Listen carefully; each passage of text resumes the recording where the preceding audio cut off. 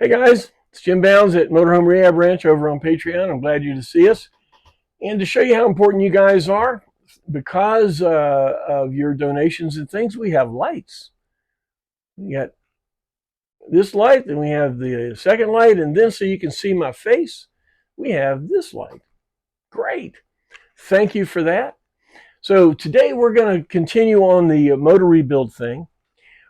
We have a green screen that we're going to be using. Right now, though, Scarlett is going to be doing a little slideshow, and I'm going to be showing you some pictures out of the co-op archive and to show you about things we talked about last time. All right, first thing, you're going to have your coach, you're going to have the motor out. All right, so the motor's out. Now this one still has a carburetor on it, but the carburetor is going to be off. You're going to have it all cleaned up. It's all going to be one piece. All right. So the next thing we're going to do, we're going to pull the intake manifold off. Now this is, of course, this is a rebuilt engine. It's all clean and pretty, all gliptalled in there. It won't be like that. It'll be pretty nasty. It'll have a turkey tray on there. It'll be pretty grody. All right. So you get all that stuff cleaned out. You're going to check your timing chain up front. You're going to get the water pump off. You're going to see, you can see here, this timing chain is pretty loose. The finger could move it very easily. So we're going to put a double roller chain on there. Cam, you can pull the cam out. You see the silver part there, that's the top of the lobe. Well, that's not good. That's wear. You can see the lower part of the lobe there. That's where it wasn't worn enough but as much, but you can still see wear there too. So the cam's bad. All right, so we're going to have to put a cam on it. You got the timing chain we're going to put on it. We get in there and we got a crack in the cylinder wall. So this block is actually no good. So you want to look at each cylinder wall, be sure there's no cracks or anything like that in there. This actually has a little bit of a ridge on it too. Get into the crank. This is a rod. You can see, if you see little lines on here, that's no good because those lines are dirt that scored the crank. You're going to have to be turned to get rid of it. If it's too deep, you may have to get a new crank. The cranks are $550. So just keep that in mind. So let's pull a bearing. Bearing's worn real thin. See, they're real thin. In fact, my guess is with the wear that we had on that crank that we may need a new crank. All right, so we're going to look at that. We pull the cylinder heads. Well, they don't look too good. There's different burn. This one right here is burning real rich. The other one up here in the front's burning lean. Let's look a little further. What do we got? Oh yeah, we got a hole in the piston. Look at that. There's a hole in the piston. Not good. So we took to the machine shop. Here's the head. Here's the new head. All put together, all rebuilt. Probably new valves because we had one bad valve. If you're going to replace one, we're going to replace them all. All right. So let's talk a little bit about what you're going to talk to the machinist about. All right. So you're going to give it to him, and he won't need to talk about anything. He's going to be doing some investigation. He's going to be taking the block. He's going to check the cylinders. He's going to check the crank, see if you need a new crank or not. He's going to look at the heads, see if there's any cracks or anything like that going on. We already know we have to put a block on the one I showed you. So you're going to scavenge a block or something like that. All right. So these are the things he's going to be doing to find out what your motor is, what's in it. Okay. We're not even talking about buying anything yet. We just got to see what parts we can keep. Now, hopefully the heads are good. He'll look for cracks or anything like that and redeck them and all that. Going to get a block. Going to start back on the beginning on the block. If the block hadn't cracked, then he would have looked at the ridge, mic the cylinders to see how far he can cut it out. Now we don't want to go over about 30 thousandths on the cylinder wall. Say why? Because the block is hardened. It's a hardened block, and the hardness is on the surface. Well, if you cut in too far, over about 30 thousandths, you start getting into soft metal. Now, what Joe Mondello used to do, he would freeze the head, cryogenically freeze the head. That would reharden the head, so it would make it hard again. So then you could bore out to 40 or 50 or 60 if you're building a performance engine, and you'd be okay. But to have a regular machine shop go past 30, I would recommend not doing that.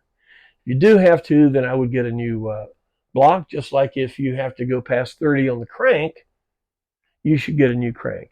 Now, Eagle makes new cranks, but you're still going to have to turn that crank. You can't say, oh, I got a crank, throw it in there, put some standard bearings in. No. It has to be turned. And I would turn a new crank down 10 and then put 10 over bearings in it. All right. So now your machinist is looking through all of his stuff. All right. Now he's going to want to know some factors. He's going to want to know some things. He's going to know things like what kind of compression do you want? What kind of pistons? Okay. We want low compression. We don't want to go over. We don't go over 8.9. Original compression was 8.4. Okay. So you say, well, it said in the manual you use high test gas. Well, they did that so you would put high test gas in a low compression engine, and even if you gag that thing hard with your foot, it wouldn't pain. That's the reason they did that. Right? So engines today are high compression. New four cylinders are 10, 11, 12 to 1. We don't want to go over 8.9 because we want to use regular gas. Okay.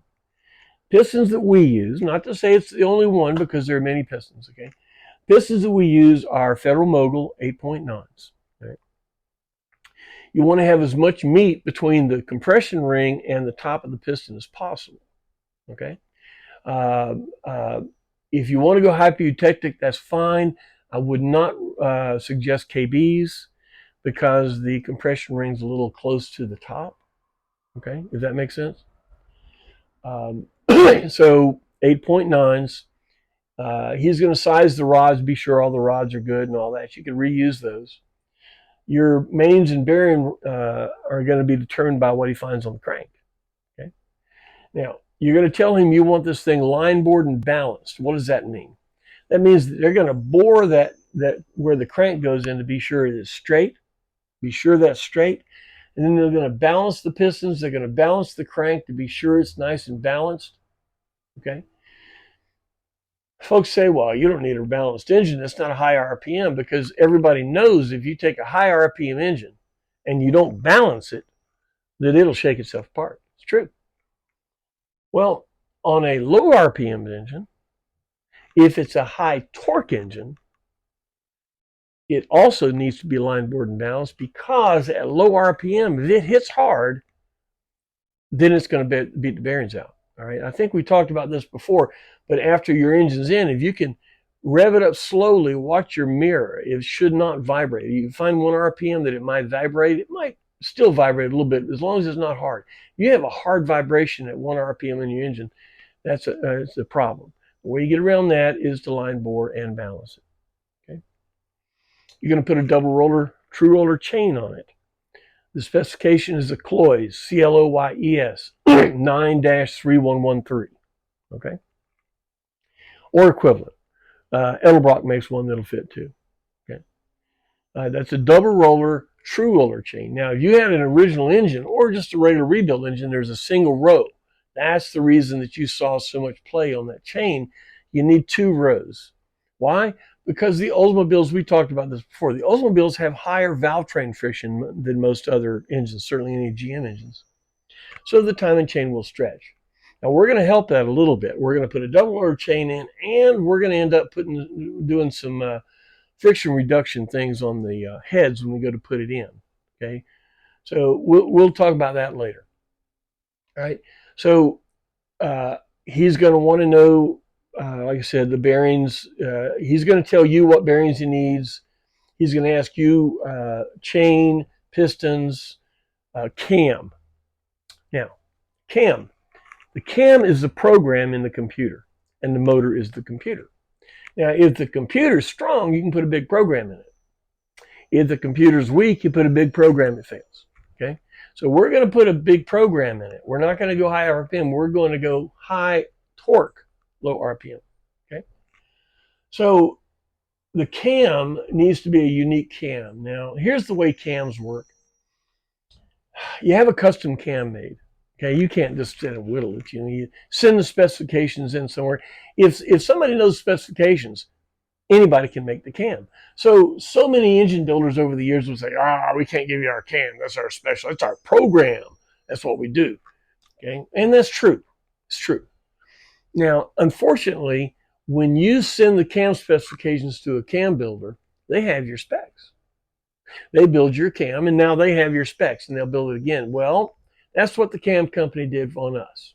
Okay, we spent 12 hours worth of cam time to do our custom cam, and Comp is who we had. First, we had Crane build it, RetroCam. They went out of business, reformed their another company, so we had Comp do it. Well, as soon as we gave them our specifications, they made our cam. They saw they liked it.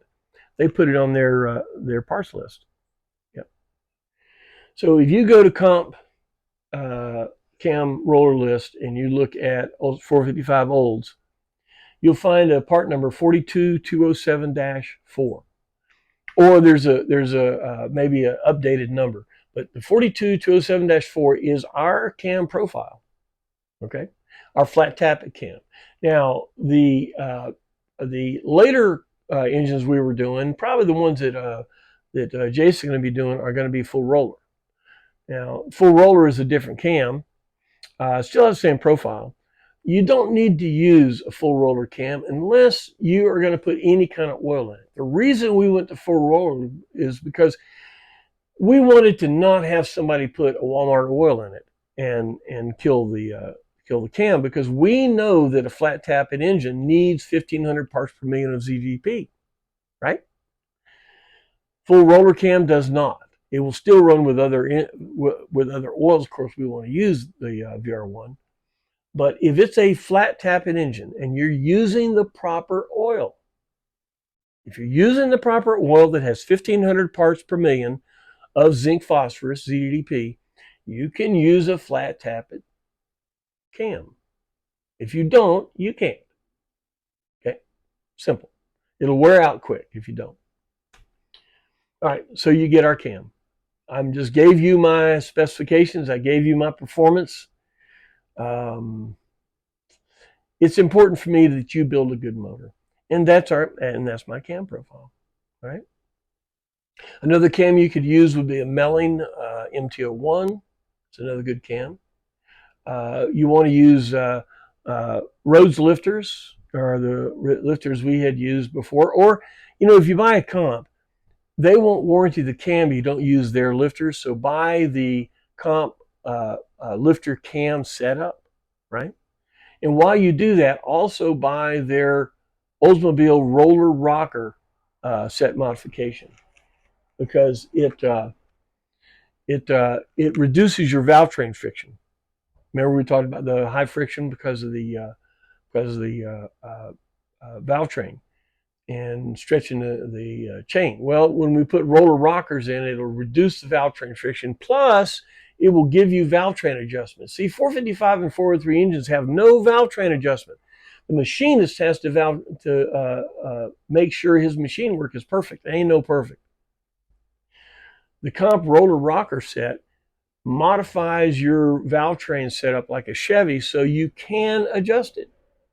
So that roller rocker set is a very, very important key. Okay. All right.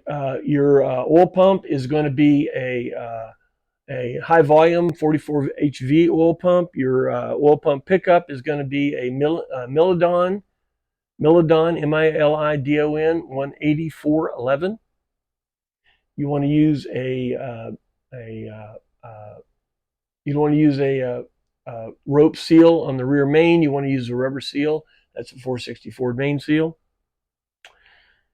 One other thing, on your cam, when you put the cam bushings in, okay, there's a hole in the top and the bottom of the cam bushing because oil goes into it, around the cam, and back up. put the cam bushing in 45 degrees or 90 degrees out, and drill a hole in the cam bushing half the diameter of the hole that it had in it. What's that do? That creates a restrictor. You'll be able to restrict oil flow, right? All right, so this is going to get you going a little bit more. It's going to get your machinist going. I hope that you learn a little bit more about this, and as we get better with this video stuff, we'll get better too. All right, if you did like this, like on YouTube, subscribe, share, all that stuff. Ranch hands, thank you for being involved. We're going to get better at this stuff. I tell you, we're going to get better at it. Thank you for all the support, and we'll see you next time. All right.